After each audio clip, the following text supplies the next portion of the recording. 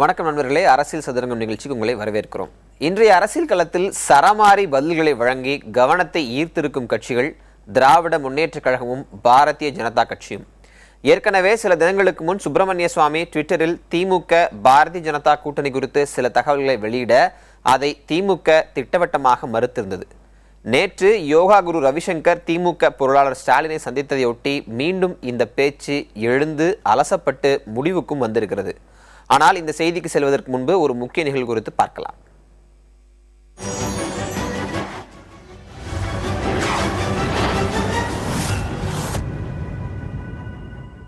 தமிழக தேர்தல் களத்தை சூடுபிடிக்க செய்திருக்கிறது இன்று சென்னையில் நிகழ்ந்த தலைமை தேர்தல் ஆணையரின் செய்தியாளர் சந்திப்பு.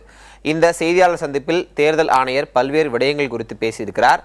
தமிழக தேர்தல் களம் மேலும் சூடுபிடிக்க இந்த செய்தியாளர் சந்திப்பு வழிவகுத்திருக்கிறது. The first issue which political parties have raised relates to electoral roll related. They have requested that there is a need to purify electoral rolls, to remove multiple entries, dead voters, shifted voters from the electoral roll.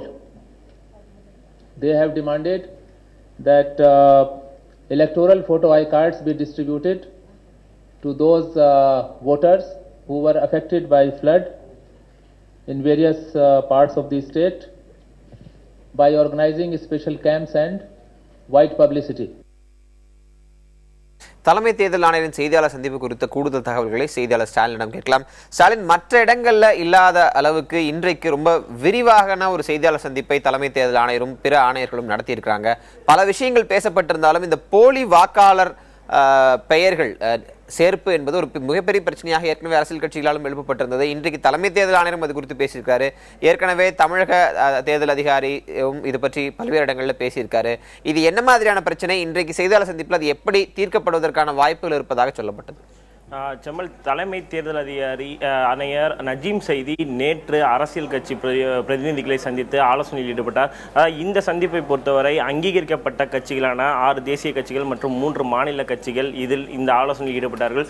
குறிப்பாக ஒட்டுமொத்தமாக திமுக உட்பட அனைத்து எதிர்க்கட்சிகளுமே இந்த இறுதி வாக்காளர் பட்டியலில் அதிக அளவில் போலி வாக்காளர்கள் சேர்க்கப்பட்டுள்ளதாக ஒரு குற்றச்சாட்டை முன்வைத்தார்கள். அதாவது அந்த இறுதி வாக்காளர் பட்டியலிருந்து போலி வாக்காளர்களை உடனடியாக நீக்க வேண்டும், அதன் பிறகுதான் சட்டமன்ற தேர்தலை அனைத்து அரசியல் கட்சிகளும் சந்திக்கும் என்ற ஒரு கோரிக்கையை வைத்தார்கள். இந்த விஷயத்தை பொறுத்தவரை இறுதி வாக்காளர் பட்டியலை பொறுத்தவரை கடந்த ஜனவரி 20ஆம் தேதி வெளியிடப்பட்டது.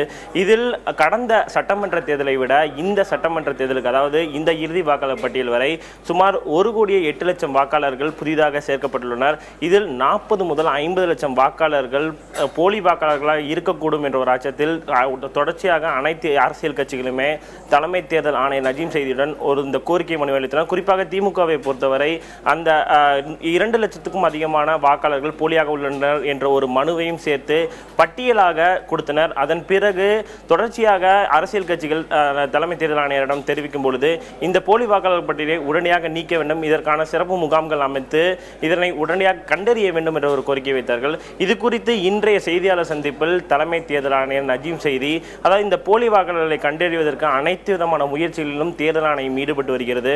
குறிப்பாக வருகின்ற பிப்ரவரி 15ஆம் தேதி முதல் பிப்ரவரி 29ஆம் தேதி வரை 2 வாரத்திற்கு சிறப்பு முகாம்கள் நடத்தப்பட்டு போலி வாக்காளர்கள் உள்ளனரா என்பது குறித்து கண்டறிவதற்கான அனைத்து முயற்சிகளிலுமே தேர்தல் ஆணையம் ஈடுபடும் என்ற ஒரு கருத்தை தெரிவித்துள்ளார். குறிப்பாக இந்த விஷயத்தை பொறுத்தவரை அடுத்த கட்டமாக முக்கியமாக பார்க்கப்பட்டது சென்னை, திருவள்ளூர், காஞ்சிபுரம், வேலூர், விழுப்புரம் உள்ளிட்ட மாவட்டங்களில் சமீபத்திய மழையால் பாதிக்கப்பட்டு பலர் வாக்காளர் அடையாள அட்டைகளை இழந்திருந்தார்கள்.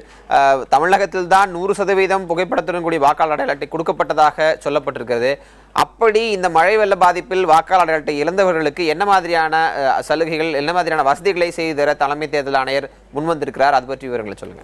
செம்மல், நீங்கள் குறிப்பிட்டது போல, அதாவது வெள்ளம் பாதித்த மாவட்டங்களை பொறுத்தவரை தமிழகத்தில் முக்கியமாக 4 மாவட்டங்கள், அதாவது சென்னை, கடலூர், காஞ்சிபுரம் மற்றும் திருவள்ளூர் ஆகிய மாவட்டங்கள் கடுமையாக வெள்ளம் பாதித்த மாவட்டங்கள். இந்த மாவட்டங்களில் ஒரு சில விதிவிலக்குகளையும் தேர்தல் ஆணையம் விதிவிலக்கு அளிக்க வேண்டும் என்ற ஒரு கோரிக்கையை தமிழக தலைமை செயலர் ஞானதேசிகன் தெரிவித்துள்ளதாக ஒரு தகவல் உள்ளது. அதாவது இன்று மதியம் 3 மணி அளவில் தலைமை செயலருடன் ஆலோசனையில் தலைமை தேர்தல் ஆணையர்கள் மற்றும் அவருடைய குழுவினர் ஈடுபட்டார்கள். இந்த ஆலோசனை கூட்டத்தில் கூட தலைமை செயலாளர் இந்த 4 மாவட்டங்களுக்கு ஒரு சில விதிவிலக்குகள் அளிக்க வேண்டும் என்ற ஒரு கோரிக்கையை முன்வைத்துள்ளார். குறிப்பாக இந்த 4 மாவட்டங்களை பொறுத்தவரை வாக்காளர் அடையாள அட்டை வழங்குவதற்கான சிறப்பு முகாம் அமைக்க வேண்டும் என்ற அரசியல் கட்சிகள் கோரிக்கை வைத்துள்ளன. இதற்கான பணிகளில் தொடர்ச்சியாக தேர்தல் ஆணையம் ஈடுபட்டு வருகிறது. அதாவது வீடு வீடாக சென்று வாக்காளர் அடையாள அட்டை வழங்கும் பணிகளில் தொடர்ச்சியாக தேர்தல் ஆணையம் ஈடுபட்டு வருகிறது. இந்த விஷயத்தை பொறுத்தவரை எந்த விதமான வாக்காளர்களுக்கு வாக்காளர் அடையாள அட்டை கொண்டு சென்று சேர்க்கும் பணிகளில் தேர்தல் ஆணையம் மும்முரமாக ஈடுபட்டு வருகிறது என்ற ஒரு கருத்தை தான் இன்றைய செய்தியாளர் சந்திப்பில் நஜீம் செய்தி தெரிவித்துள்ளார். அடுத்த கட்டமாக அரசியல் கட்சிகள் முன்வைத்திருக்க கோரிக்கையில் மதுக்கடைகளை மூட வேண்டும்ங்கிற கோரிக்கை ரொம்ப வலுவாக இருந்ததாக நம்ம செய்திகளை பார்க்க முடிந்தது. எத்தனை நாட்களுக்கு மூடுவதற்கு அரசியல் கட்சிகள் கோரிக்கை விடுத்திருக்கிறார்கள்? இது குறித்து தேர்தல் ஆணையம் ஏதேனும் பரிசீலித்திருக்கிறதா? செம்மல், அதாவது நீங்கள் சொன்னது போல இந்த மதுக்கடைகள், அதாவது தேர்தல் நடத்தும் தேதி இந்த வாக்குப்பதிவு அன்று வாக்குப்பதிவுக்கு முதல் நாளும் அதே போல வாக்குப்பதிவுக்கு மறுதினமும் இந்த மதுக்கடைகளை 3 தினத்திற்கு மூடுவதற்கான ஒரு கோரிக்கையை அனைத்து அரசியல் கட்சிகளும் முன்வைத்துள்ளன. குறிப்பாக மார்க்சிஸ்ட் கம்யூனிஸ்ட் கட்சி இந்த விஷயத்தில் மதுக்கடைகள் மூட வேண்டும் என்ற ஒரு கோரிக்கையை அழுத்தமாக பதிவு செய்துள்ளது. இது மட்டுமல்லாமல் இந்த விஷயத்தை பொறுத்தவரை தேர்தல் ஆணையம் பரிசீலித்து வருவதாகத்தான் தலைமை தேர்தல் ஆணையர் நஜீம் செய்தி தெரிவித்துள்ளார். குறிப்பாக மற்ற எந்த தேர்தலாகட்டும், அதாவது சட்டமன்ற தேர்தலாகட்டும், நாடாளுமன்ற தேர்தலாகட்டும், இடைத்தேர்தலிலும் மதுக்கடைகளை ஒட்டுமொத்தமாக அந்தந்த மாவட்டங்களில் மூடுவதற்கான அனைத்து பணிகளும் தேர்தல் ஆணையம் செய்து வரும். இந்த சட்டமன்ற தேர்தலிலும் இந்த மதுக்கடைகளை 3 நாட்கள் மூடுவதற்கான முயற்சிகளை தேர்தல் ஆணையம் எடுத்து வருவதாகத்தான் தகவல்கள் தெரிவிக்கின்றன. நன்றி ஸ்டாலின். பல்வேறு தகவல்கள் தலைமை தேர்தல் ஆணைய செய்தியாளர் சந்திப்பு குறித்து கொடுத்தீங்க. உங்க தகவலுக்கு நன்றி. திமுக பாரதிய ஜனதா கூட்டணி குறித்து வெளியாகியுள்ள சர்ச்சை பற்றி செய்தியை இனி பார்க்கலாம்.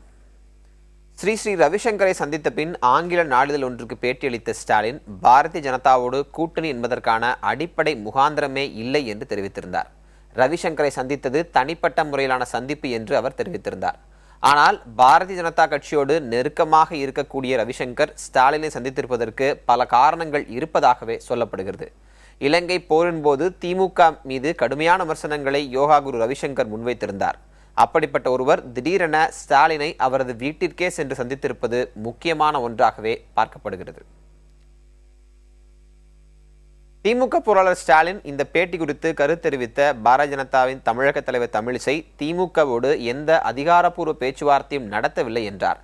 அது குறித்து பதிலளித்த ஸ்டாலின் பாரதிய ஜனதாவோடு கூட்டணி என்று திமுக எப்போது சொன்னது என்று செய்தியாளர்களிடமே பதில் கேள்வி கேட்டார். அதிகாரப்பூர்வமாக பாஜக திமுக பேச்சுவார்த்தை நடைபெறவில்லை. அதிகாரப்பூர்வமாக அவர் அறிவிப்பை அதிகாரப்பூர்வமாக எடுத்துக்கொள்ளவில்லை.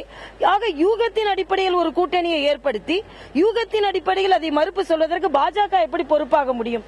அதனால் நான் மறுபடியும் சொல்கிறேன், கூட்டணி பற்றி வரும் தகவல்கள் அத்தனையும் யூகங்கள் தான். ஆக நாங்கள் என்றாவது இதோடு கூட்டணி வைத்திருக்கிறோம் என்று சொன்னோமா? இல்லை. அதனால் எல்லாம் யூகங்கள். எல்லா கூட்டணியை பற்றிய முடிவு தெளிவான திட்டமிட்டு நடைமுறைப்படுத்தப்பட்ட பின்பு அதை பற்றி நாம் சிந்தித்து செயல்படுவோம். பாரதிய ஜனதாவும் திமுகவும் கூட்டணி அப்படின்றது கற்பனை தொடர்பான யார் சொன்னார்?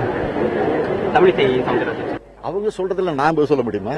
நானே தெளிவா சொல்லிட்டேன். நான் கூட்டணி சொன்னேன், பாரதிய ஜனதாவும் திமுக கூட்டணி சொன்னேன். அவர் வந்து கூட்டணிக்காக வரல, அரசியலுக்காக வரல, அவர் ஒரு மரியாதை சந்திப்பு. திமுக மற்றும் பாரதிய ஜனதா இடையான கூட்டணி குறித்து அடிக்கடி எழுந்து வரும் சர்ச்சைகள் குறித்து திமுக செய்தி தொடர்பாளர் TKS இளங்கோவனுடன் நமது செய்தியாளர் கார்த்திகேயன் நடத்திய கலந்துரையாடலை இப்போது பார்க்கலாம். பாரதிய ஜனதாவோட கூட்டணி இல்லை அப்படிங்கிற மாதிரி ஸ்டாலின் இன்னைக்கு செய்தித்தாள்ல பேசியிருக்கிறாரு. எந்த அடிப்படையில் இது சொல்லப்பட்டிருக்கிறது? இல்லை, இதுவரை நாங்கள் பாரதிய ஜனதாவோட கூட்டணிக்கான எந்த முயற்சியிலும் ஈடுபடவில்லை. மத்திய அரசாங்கத்தை விமர்சித்து தங்கள் தலைவர் கூட கடிதங்கள் எழுதியிருக்கிறார். எனவே இப்பொழுது சொல்லப்படுவதெல்லாம் அவர்கள் சொன்னார்கள், இவர்கள் சொன்னார்கள் என்ற கருத்துக்கள் வெளிவருகிறதே தவிர அதிகாரபூர்வமான பாரதிய ஜனதா கட்சியின் எந்த கருத்தும் வெளிப்படவில்லை. ஒன்று, சுப்பிரமணிய சாமி ஒன்றை பேசினார். ஆனால் அமித்ஷாவோ தமிழிசை சவுந்தரராஜனோ இது போன்ற ஒரு அழைப்பு முறையாக இதற்கு மறுப்போ ஆதரவோ தெரிவித்திருப்பதற்கான வாய்ப்பு. அவரவர் தொடர்பில்லாதவர்கள் எல்லாம் பேசும் பொழுது இதை நாங்கள் மறுக்க வேண்டிய கட்டாயத்துக்கு ஆளாகிறோம். நேற்றைய தினம் ரவிசங்கர், ஸ்ரீ ரவிசங்கர் அவர்கள் வந்து தளபதி மு.க. ஸ்டாலின் அவர்களை சந்தித்த பொழுது ரவிசங்கர் வந்து விட்டார், எனவே பாரதிய ஜனதாவோட கூட்டணி என்று நினைத்து அந்த கேள்வியை கேட்ட பொழுது அவர் அதை மறுத்திருக்கிறார். இப்ப பாரதிய ஜனதாவுக்கான கதவு மூடப்பட்டுருச்சு அப்படிங்கிற அடிப்படையில் காங்கிரசுக்கான கதவு திறந்துருச்சு அப்படின்னு பார்க்கலாமா? காங்கிரசுக்கான அழைப்பு ஏற்கனவே விடுக்கப்பட்டிருக்கிறது. காங்கிரஸ் தலைவர்களும் அதை மாநில தமிழ்நாடு காங்கிரஸ் கமிட்டி தலைவர் அதை வரவேற்று இருக்கிறார். அது குறித்த பேச்சுவார்த்தைகளை அவர் அங்கு அவருடைய தலைமையிடம் நடத்தி கொண்டிருப்பதாக தகவல்கள் வருகின்றன. எனவே அந்த கதவு மூடப்படவில்லை என்றே கூட எடுத்துக்கொள்ளலாம். யாரு வேண்டுமானாலும் கூட்டணிக்கு வரலாம் அப்படின்னு திமுக தலைவர் கருணாநிதி ஏற்கனவே சொல்லியிருந்தாரு. இப்போ பாரதிய ஜனதாவோட கூட்டணி இல்லை அப்படின்னு ஸ்டாலின் சொல்லியிருக்கிறாரு. இது ரெண்டையும் எப்படி புரிஞ்சுக்கலாம், எப்படி பார்க்கலாம்? யார் வேண்டுமானாலும் கூட்டணிக்கு வரலாம் என்று எந்த காலத்திலேயும் அவர் சொல்லவில்லை.